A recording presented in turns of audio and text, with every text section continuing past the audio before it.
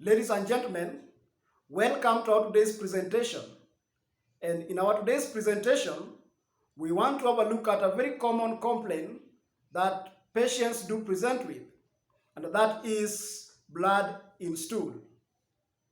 Now, take note that blood in stool may point out to a very serious underlying illness, particularly that of the gastrointestinal tract or gastrointestinal system, which is simply referred to as the GIT.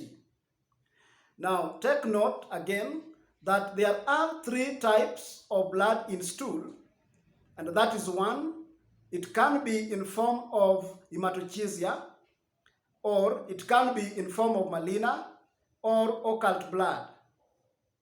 Now, take note again that both hematochezia and maligna can be seen by the aid of the naked eye, and that is, they can be seen macroscopically.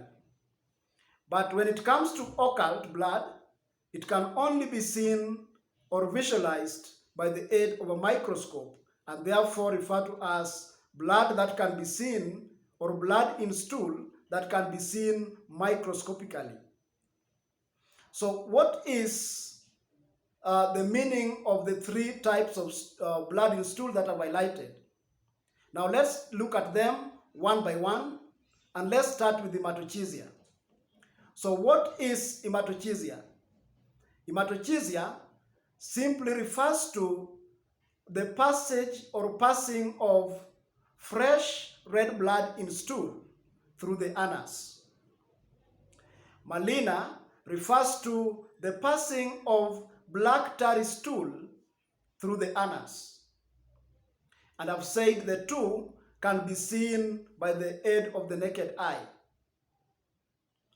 Now the last one, which is the occult blood, refers to that blood in stool which can only be seen microscopically, that is, by the aid of a microscope. Now, it's also important to note that blood in stool can point out to a very serious underlying illness, just as I've said. And therefore, any client presenting or experiencing blood in stool must take that very seriously and then make quick move to seek for immediate medical attention. There are several causes of blood in stool, and we'll take this ample time to have a look at the first top 15 causes, because these are the most common causes of blood in stool. So let's have a look at these causes of blood in stool. Now, the first cause is referred to as gastroenteritis. And this can occur as a result of either one, viral gastroenteritis, that is occurring as a result of viral infection. The second cause can be fungal gastroenteritis. We can have parasitic infestation as seen in invasive amoebiasis. We can also have bacterial gastroenteritis presenting with blood in stool, or sometimes what we call dysentery. Now, the next cause of blood in stool is referred to as an anal fissure. So what do you understand by the word anal fissure?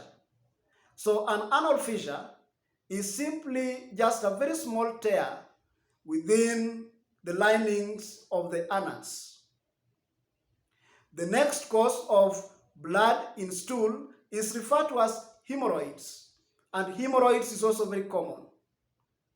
And hemorrhoid simply means swollen veins in the lower part of the rectum. This can be sometimes tender or painful, depending on whichever way it is identified. If the patient himself presents it, then it is pain. If it is the provider who identifies it, then it is tenderness. The next cause of blood in stool is referred to as peptic ulcer disease, And this can be in form of either the gastric ulcer or the duodenal ulcer. And this is also a very common condition.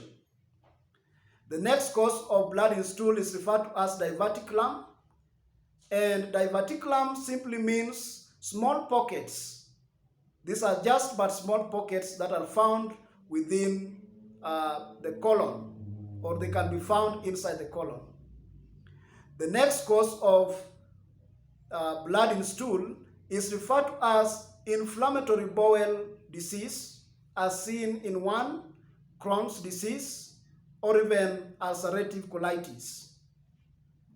The next cause of blood in stool is referred to as anal fistula, and a fistula is more of a tunnel or a communication between the anus or even the rectum and the neighboring structures. The next cause of blood in stool is certain medications, for example, blood thinning medication or drugs, as seen in anticoagulants, for example, heparin or even warfarin, among others. The next cause of blood in stool is called the colon polyps, and polyps are more of growths within the colon area. The next cause of blood in stool is referred to as cancer, and cancer, particularly the cancer of the rectum or the colon, is very common. These are malignant tumors of the gastrointestinal tract, and the common ones I've just highlighted are the colon cancer or even the rectum cancer or the rectal cancer. The next cause of blood in stool is allergies, as seen in food allergy or protein allergies, particularly in children. The next cause of blood in stool is volvulus, and volvulus refers to the twisting or malrotation of the intestines, and this is also common with children. The next cause of blood in stool is what we refer to as necrotizing enterocolitis. And the last but not least cause of blood in stool is trauma, and this can either be a direct penetrating abdominal trauma or blunt abdominal injuries, as seen in accidents. Now, ladies and gentlemen, those are just but a few common causes of blood in stool. There are so many causes of blood in stool, and therefore it is very important to then visit a nearby health facility for thorough screening and thorough investigation to actually confirm the actual cause of the blood in stool that you or your neighbor may be suffering from. If you are watching us for the very first time, kindly subscribe. And until next time, it's goodbye from all of us.